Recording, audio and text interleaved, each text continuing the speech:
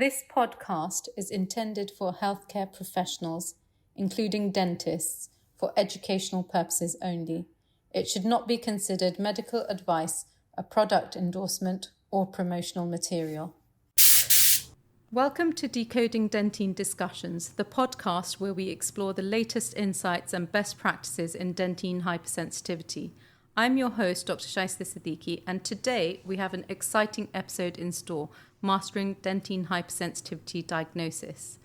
Last episode, we discussed the etiology, mechanism, and impact on quality of life of dentine hypersensitivity. For me, there were two key points highlighted. Firstly, there is an underdiagnosis of dentine hypersensitivity and a lack of patient awareness with regards to dentine hypersensitivity. As clinicians, it is incredibly important that we have a universal approach to diagnosis and to try to create patient awareness.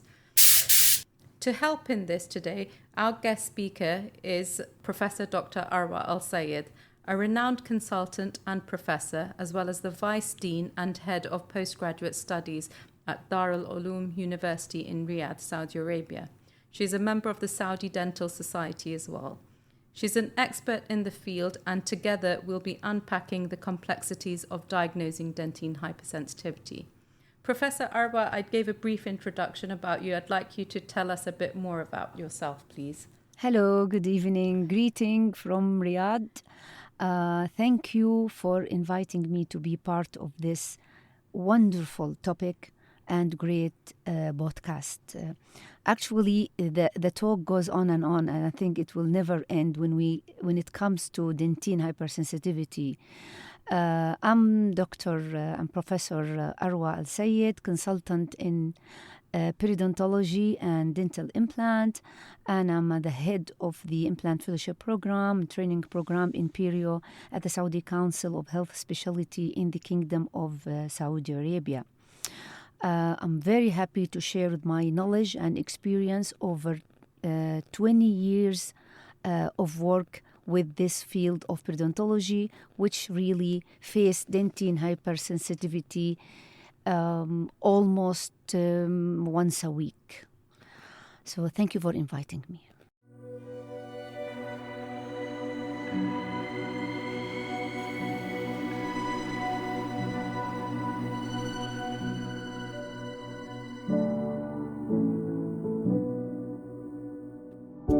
This episode is brought to you by Halion, the producer of Sensodyne.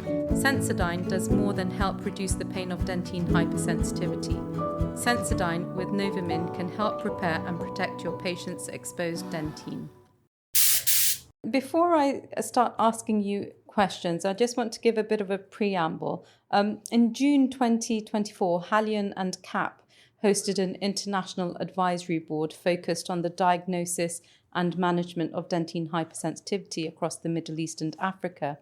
In this series, we're exploring the key outcomes and clinical insights from that event, offering practical advice and evidence-based approaches to improve patient care. Today's focus is going to be very much on what is dentine hypersensitivity, pain associated with it, the management, the etiology. If you would like to get CPD points after listening to the series, you need to be registered on the Halion Health Partner website and open the podcast page on this website.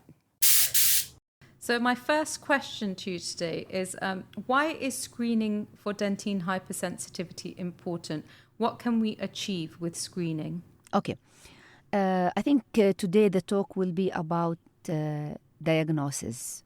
So when it comes to diagnosis, we have to have the tools to reach this. Now, reading the literature, we see that there is great heterogeneity in reporting the prevalence of dentine hypersensitivity, which ranges from 1.3% to 92.1%.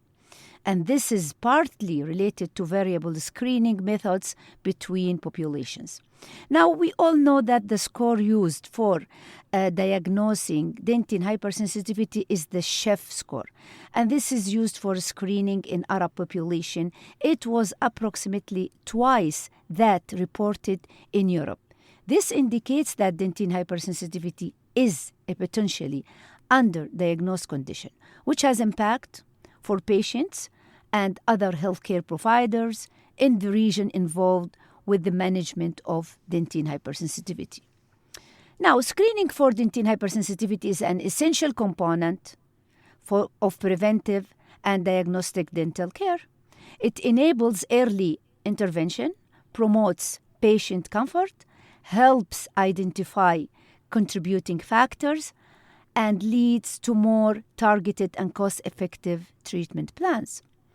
Now, by incorporating dentine hypersensitivity screening into routine dental exams, clinicians can significantly improve patient comfort, outcomes, and overall oral health.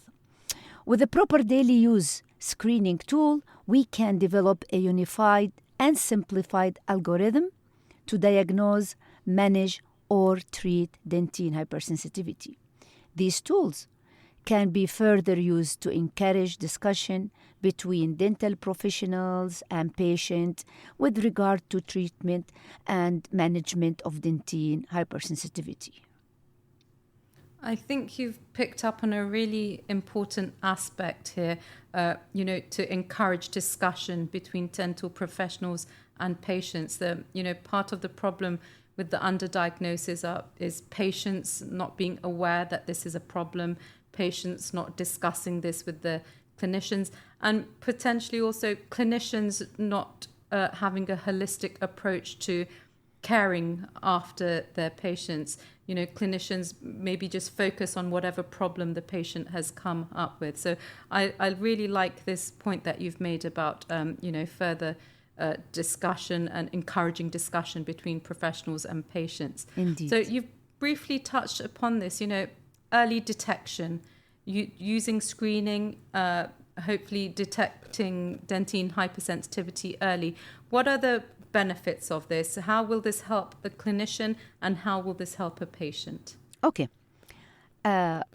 Everybody agrees that early detection of dentine hypersensitivity is essential for managing symptoms effectively and preventing its progression. Evidence from various studies shows that timely intervention leads to better pain control, improved dental health, prevention of complications, for example, erosion, dental caries, root fracture, and enhanced patient satisfaction. Early treatment is indeed cost-effective compared to managing more severe forms of dentine hypersensitivity. Make this an important aspect of dental care for the professionalisms and for the patient as well.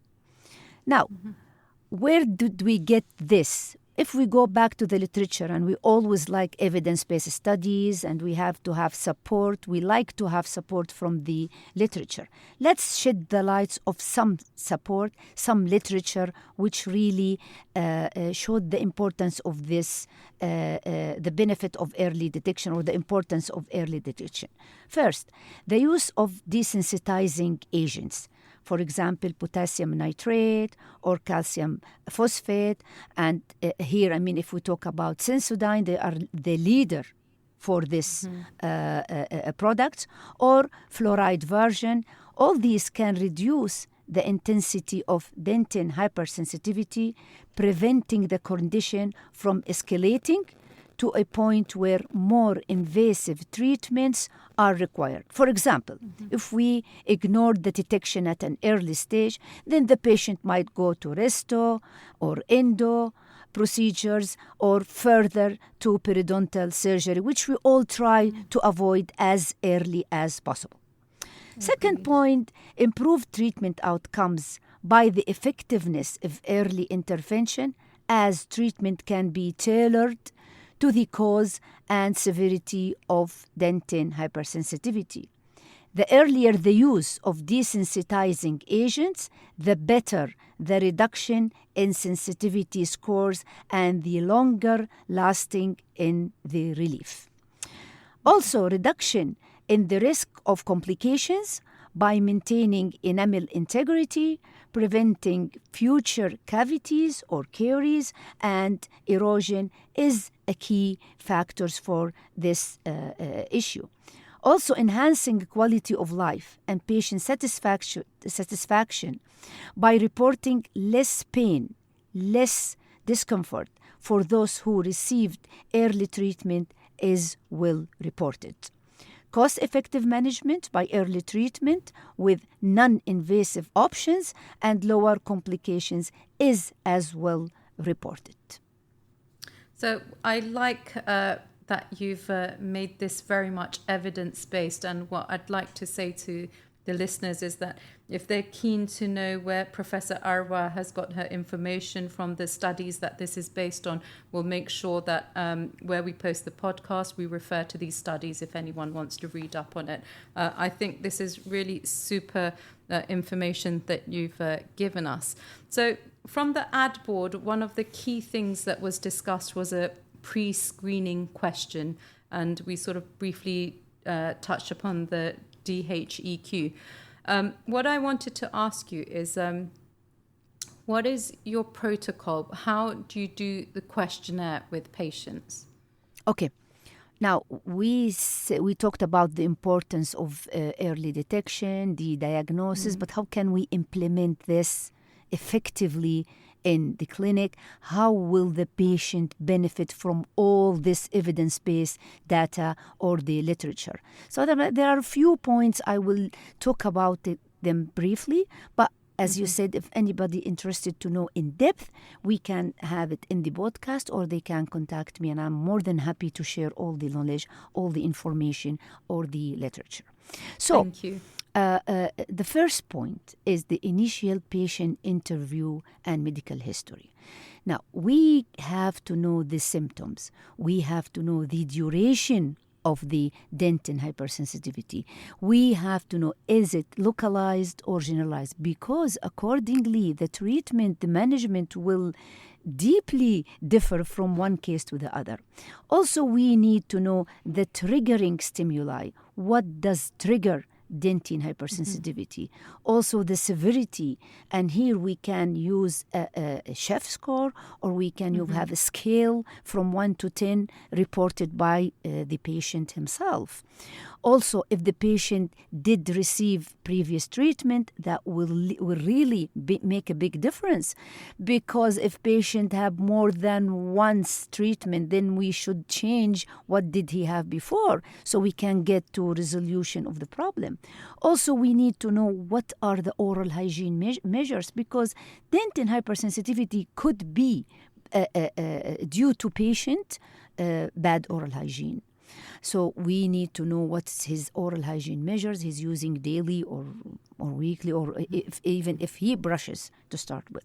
So also we need to know lifestyle and habits for this problem. For example, let me tell you, for the Arab or Muslim population, they are using what's called the miswak. It's a religious thing. Yeah, we know miswak is good, but the problem, the misuse of it, because people are using it in a wrong manner, and that per se will create dentin hypersensitivity by causing gingival recession, erosion, exposing the root surface. So if we did not know these things, how will we manage it or treat it?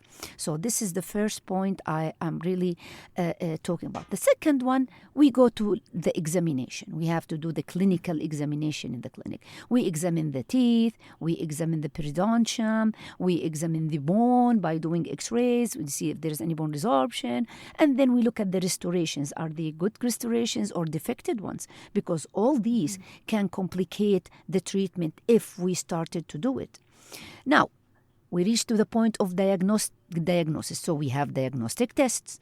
We use the air blast, cold stimuli, percussion, tactile stimulation. All these together, we can use them to identify the type of dentin hypersensitivity and the severity. Now, we come to the point of questionnaire. We have to ask the patient, because sometimes listening to the patient per se will lead you to the right diagnosis. For example, we'll tell him, what is the pain history? When did it start? Has it been for years or just started? And that will lead us to the cause or the proper cause for the problem. And then we ask the patient, what does trigger the hypersensitivity? What are the triggering factors for it? So after that, we go to the pain intensity. Of course, that varies from one patient to the other. But at least for the scores, we have to ask the patient, what is the intensity? Is it minor? Is it moderate? Is it severe? That is intolerable. And then after that, the duration. Does it disappear quickly or stays for seconds, minutes? That will lead us to the diagnosis of the problem. Other thing, the impact of daily life. How does this affect the person in his daily life? And then again, we go back to his oral care. What does he use for cleaning, brushing, flossing, whatever? And then we go back to the medical history. It's very important to know what does the patient have as in his systems. Is he healthy? Has diabetes? Whatever, because that might have an impact on the management and the treatment of the case. True, thank you.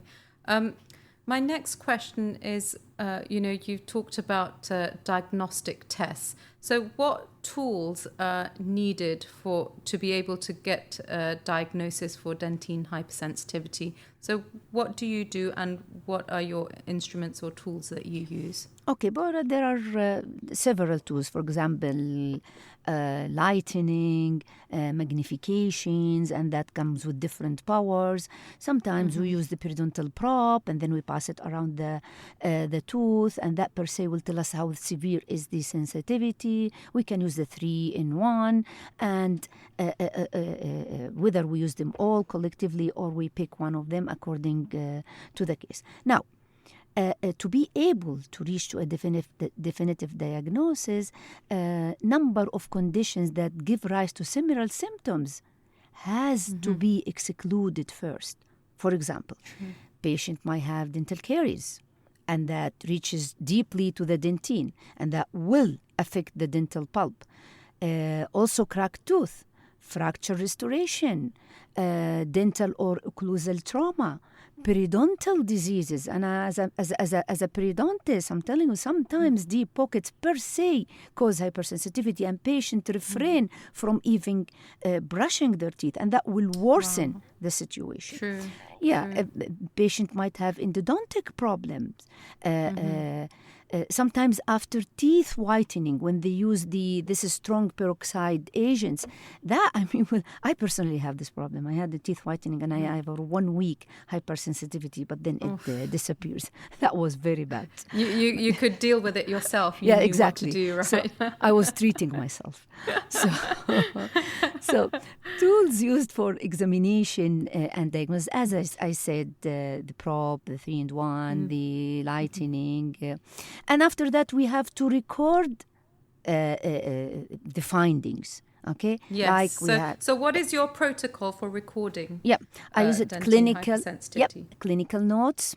Okay, we write the patient's symptoms, the findings from history taking, results from diagnostic test, affected areas, intensity, severity of the pain, and the triggering factors. All this has to be in the clinical notes in details.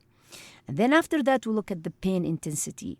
Okay, we use the pain scale, visual analog scale, to quantify the severity of the sensitivity, and this has to be recorded as well. And then after that, we go detailed teeth involved. How many teeth are involved? These has to be recorded one by one, by teeth number, by teeth position. That depends on by sextant, by quadrant. It depends on the examiner himself. And then finally, we have to report the contributing factors. For example, patient might have gingival recession due to bad oral hygiene, due to periodontal disease, due to trauma, you name it. Or tooth wear, or the oral hygiene habits like the one I told you regarding the miswak and the recession that it is causing. True. So can you talk a little bit more, walk us through the Schiff system and sextant recording? Is there a way to make this a universal recording system, and how or why is this important? Okay. We're talking about the diagnostic systems, for example, or recording like the Schiff system. Now, if you go to the literature, and as we said, all our talk will be evidence-based. Now, the literature supporting, they talked about, number one, standardization of diagnosis and documentations. For example, consistency across practices, easier communication, and improved patient records. Having a system for recording will make this easy and available. The second point, the objectivity of the assessment and the severity. Having these systems will make us able to quantifiable evaluation and to do comparative analysis between patients. Also, improved patient management. If we have something used to explain to the patient and have proper treatment plan and better prognosis, that will really be beneficial. Also, education and training. And we know that dentin hypersensitivity is a worldwide problem. So we have to keep educating people, educating our dentists, professionalism, and patients as well. So we have uniform terminology and clear training guidelines by using such systems. Another important point, that patient-centered care. By using this, we can improve patient communication and pain tracking over time and time.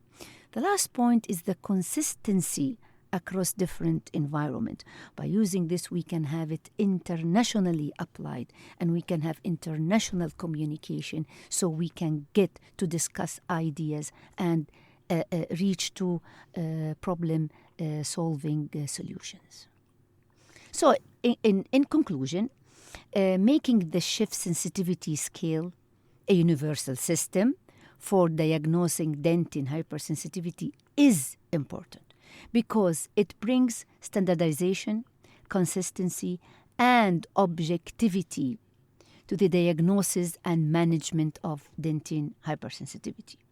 It also enables clearer communication among dental professionals, enhances the quality of patient care, improves clinical research, and helps track the effectiveness of treatments, ultimately leading to a better outcomes for patients.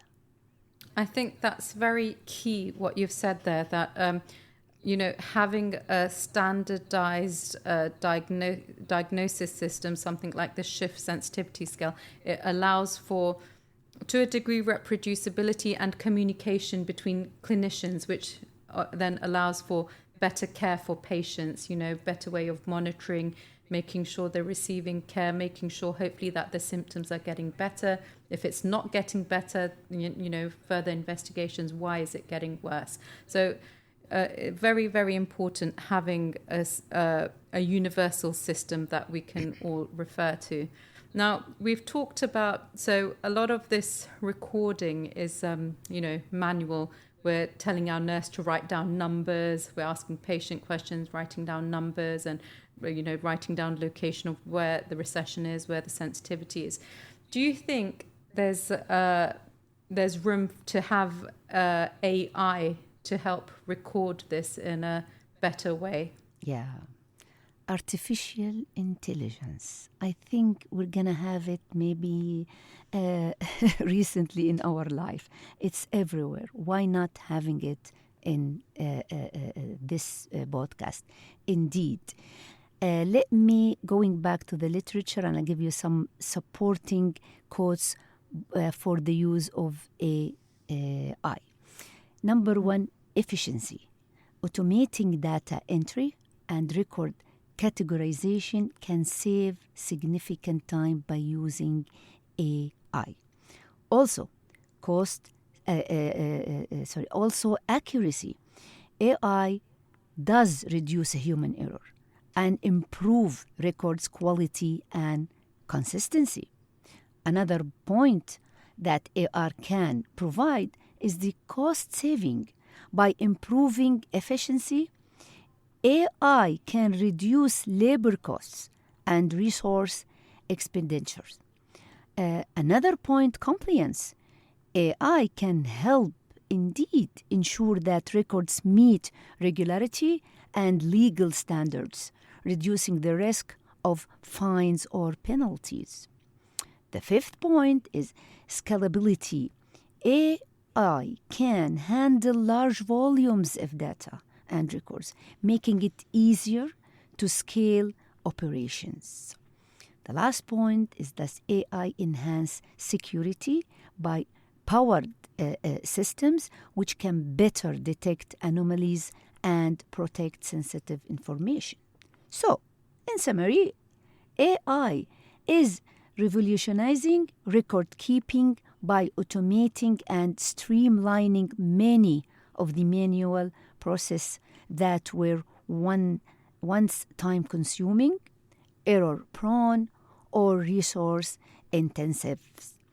From improving data entry to ensuring compliance and enhancing security, artificial intelligence offers a wide range of benefits to organizations across sectors that rely on accurate and efficient record management.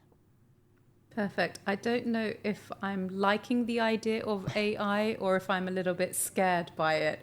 Part of me thinks, is it going to replace me at one point? I hope not. I hope not. Exactly. So now one thing we talked about is, the stimuli that triggers the pain intensity, the duration of pain, the impact it has on daily life. And there's a hugely subjective nature to this. So what I wanted to discuss is, why is this relevant and important? Yeah, thank you for this question. Dental hypersensitivity is a multifactorial condition that impacts both individuals' oral health and emotional well-being. Its subjectivity influenced by a variety of psychological, emotional, and cultural factors that requires a nuanced approach to diagnosis and treatment. Also, clinicians must be aware of this subjectivity when providing care and management to the patient, taking into account that patient's unique experience and overall health needs. Addressing dental hypersensitivity not only helps alleviate discomfort, but it does have broader implications for improving quality of life and promoting long-term dental health. Agreed. I think as clinicians, we need to take a patient's perception of pain quite seriously. We might not think it's a big deal, whatever, but we can never really let that on. We need to treat each case individually and treat it seriously. So, one of the things that came out of the ad board was having a pre-screening questionnaire, just a simple question. This is a point that everybody agreed on, that, before you even see a patient, there should just be a simple question: do you suffer from sensitivity? Now, what I wanted to ask you is that if a patient responds no to the pre-screening test, what is your protocol? Because they still might have some positive findings for dentine hypersensitivity. What would you do? What are your steps? Yeah, okay. So when the patient presents with the positive findings for dental hypersensitivity after a checkup, the following steps must be considered to manage the condition effectively, even if he says no.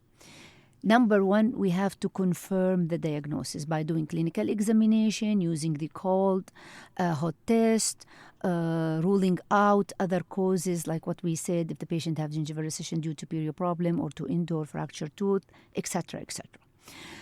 Number two, we have to determine the cause. For example, if there is a gingival recession, what is the cause for that?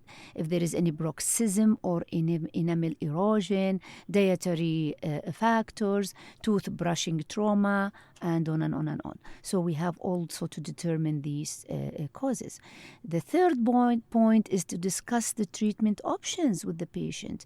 For example, desensitizers, as I said, the leader for this is Sensodyne. To be honest with you, in my clinic, this is the only thing I describe to my patient. I prescribe to my patient, and they're really, I can see any excellent results with this product, seriously.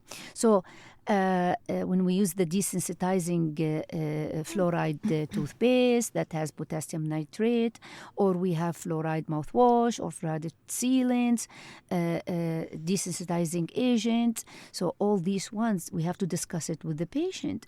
Now, we can go further on and then discuss with him the possibility of having mucogingival grafting surgeries with all its kinds, from simple to more complicated, from one tooth to all teeth involved, and how can we provide this treatment for the patient without annoying him or without causing him the discomfort. Also, we can discuss with the patient the possibility of using mouth guards if they are bruxers. The other point, we have to educate the patient with the proper oral hygiene, because no matter what you do, if the patient is still mispracticing oral hygiene, so all what we're doing is a failure.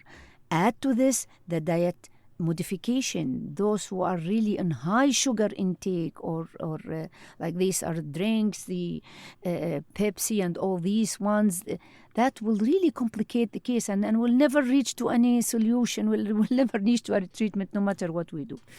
And then after that, the follow-up. It's very important to follow up the patient to see if they're really obeying with what we discussed, if they are really following our discussion, if they are really following our recommendations, if they are really using the proper protocol, the proper toothpaste, the proper mouthwash, etc., etc. So the follow-up is one of the most important key factors for the success on a long-term management. Perfect. So I think the key thing here is preventative measures, really drumming that in. Well, first of all, I think we should know what the preventative measures are, and you've done a fabulous job of explaining that to us, and we should drum this into the patient as well. They're not experiencing anything, so let's try and keep it that way for as long as possible, not let the situation worsen. On the other side, you'll have a patient who will respond yes to the pre-screening question. So can you tell us your approach here and talk about the DHEQ questions and how to record this? Sure. So now, when the patient responds positively to a pre-screening for dental hypersensitivity, it is important to follow up with a comprehensive clinical examination to confirm the right diagnosis and to assess the severity and determine the appropriate management and treatment options after discussing it with the patient. So, number one, we have to have additional questions to confirm our diagnosis for dentin hypersensitivity. For example, the characteristics of pain, the triggering factors of pain, the duration of the symptoms, the location of the pain, and what does relieve the pain. That has to be recorded promptly. The second point is the clinical examination. Now we go for visual inspection, palpation, percussion. We use the thermal test. We use the air blast test, tactile test, and assessment of occlusion. All these has to be reported in very details. The third point is the recording of this finding, as we mentioned before. Now, the pain assessment has to be recorded, the location of severity, the examination results, the diagnosis, the severity, the duration, all these has to be recorded. The next step is the management. Patient has to be first educated about the preventive advice, in-office treatment, fluoride varnish or gel, desensitizing agents, sealing agents. All this has to be discussed with the patients. And then we'll see how will this affect his lifestyle. We are after lifestyle modification. And does the patient need further assessment, further treatment, further management? All this has to be discussed with the patient. And finally, as it's always very important, is the follow-up of all what we've done. No matter how good is your diagnosis, recording, examination, management, treatment, the follow-up is a key issue for a successful treatment. So that brings me to my next question. In sort of both scenarios, you've mentioned the importance of the follow-up. At what points do you do the follow-ups? Well, it depends on the severity of the case. For example, some patients, I do it bi-monthly, others every 3 months. Other with less severe and those who are really following all the instructions every 4, every 5 months, but not more than that. So it goes from 2 months to 5 months. It depends on the severity. Perfect. So I just wanted to point out that there's a webinar that you guys can access if you're interested in how to do the Schiff scoring, how to diagnose. There's videos available on that. So just go on the website. We'll leave details of this at the end of the podcast. It's worthwhile looking into to really understand how you need to record positive findings of dentine hypersensitivity. Now, what I'd like to do is discuss some cases. Do you have any cases that really stick out in your mind that will really help, help us understand how to approach cases? And actually, there are many cases, but that one I cannot forget because he's really young, he's good looking, but he was like refraining from communicating with people because of the severity of the pain he's having. Now, he's around 30 years old. He's a male patient, well-educated. He works in the CO of a factory. He came to the clinic. He said, my life is destroyed. I said, oh my God, what are we facing here? And he said, since years, I cannot brush my teeth. My mouth has a bad smell. I was broke from my fiancé because of the smell of my mouth. I have severe sharp pain when I drink cold or acidic cold water or drinks or acidic food. I cannot brush.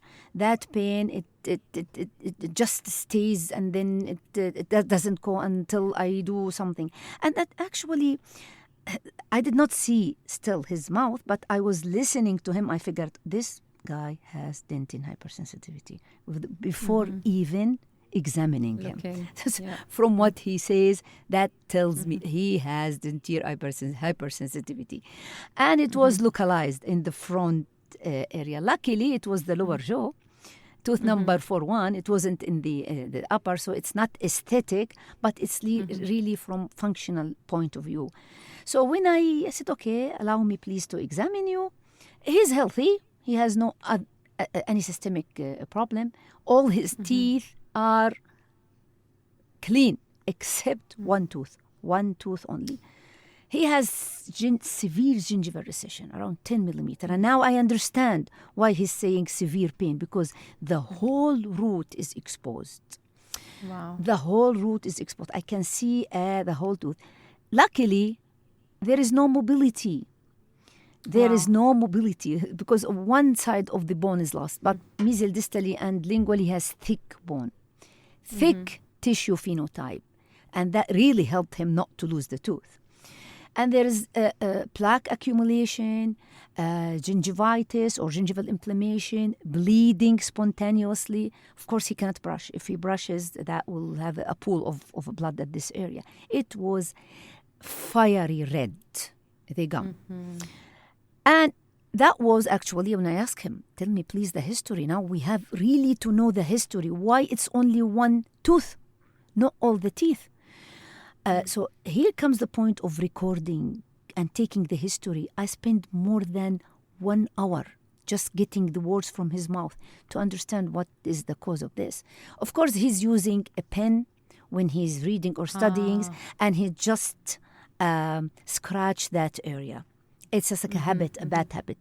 Even when he talks to me, he puts his nail and he was just scratching the tooth. God. Yeah, it's a habit. So I was just looking. I wish I can photograph him at the time, but I think he won't allow me. So that part. And this patient also has ortho treatment, and that make the tooth a little bit buccally extruded. So that complicated the reason, and we should know that to treat this, maybe patient has to have a little bit ortho treatment to push the tooth back because it's totally out. So I spend time with him, explaining to him, show him cases of what is the cause of this and how can we really manage it. And it's 50-50. You have to help me and I will help you to reach to a treatment. Now, the most triggering factor is the cold water. He said, I cannot, and the air. I mean, if I open my mouth now when I talk to you, it's very painful. So that tells us that it's really bad. And I said, how does the pain go? He said, when I put my finger or with warm cotton, hot water, and then I put it, and then I feel much better. Of course, he has severe recession, and he has gingivitis, and root exposure. Luckily, he doesn't have root caries. So the management has to start first with the oral hygiene measures. He has to learn how to brush, how to floss, how to use the mouthwash. And here, again, as usual, I prescribed Sensodyne toothpaste, and then the mouthwash, the fluoride, and the desensitizing agent. So I showed him how to use it and explained to him what is this, how does it work, what's the benefit of that compared to others. So I start with the oral hygiene instructions. I swear to God, 3 visits only talking about the oral hygiene instruction before jumping to a surgery. His case has to be treated surgically. There is no other treatment. So he's to go for surgery, and then after that he will have ortho just to push the tooth inside the socket. Yes. And we did the surgery. First, there is a huge improvement after oral hygiene. A huge improvement. There is no bleeding, the bad smell. Even the sensitivity before I do the surgery is almost reduced. The Schiff score was 3. Before I do the surgery, the Schiff score was about 1. Wow. So that's with only oral hygiene instructions, with only using the Sensodyne with all its, branches and the products. And then we went to surgery, did free gingival graft, free anatomy for him. And then I followed him now, it's more than 2 years with an excellent outcome. It's almost 100% root coverage, 100% loss of sensitivity. There is no more sensitivity, 0. I think the ultimate proof of successful outcome is he now married? Yeah, I have to ask him after 2 years. Maybe we'll find him a bride. Don't worry. That's my gift for him. I'll find him one. Professor Arwa, thank you so much for discussing all this, the diagnosis, how to do this, best practices. This has been absolutely enlightening. Thank you so much for discussing this case. This just really highlights, the impact that dentine hypersensitivity can have, not only just the pain, but the social aspect. Absolutely. It can be incredibly tough to deal with. So once again, thank you very much for giving us this enlightening information. So just as a recap, we've explored today the importance of screening and early intervention in managing dentine hypersensitivity. We've discussed the protocols for diagnosing dentine hypersensitivity. We've emphasized consistency and thoroughness. It's so important that whatever information we take, that another clinician, if they're reading the notes, they can understand it. Also, having these protocols will help us to follow the patient journey, how things have improved. Finally, we reviewed management strategies, and the case that Professor Arwa discussed with us, I just think it's amazing, understanding what's, a simple regimen or protocol, once you've employed that, how that can make a huge difference. And then, also Professor Arwa discussing the more slightly invasive process as well. It just completed that whole patient journey, that whole process, and made things that much more bearable for him. So thank you. I hope you guys have enjoyed this podcast. Once again, Professor Arwa, thank you very much for joining us. Thank you for taking time out from your busy schedule, and we wish you safe journey to Oman tomorrow. Okay, and hopefully we'll see you soon. Thank you very much. It's my pleasure. Thank you. Thank you guys for joining us for this podcast. Hopefully we'll see you for the next episode.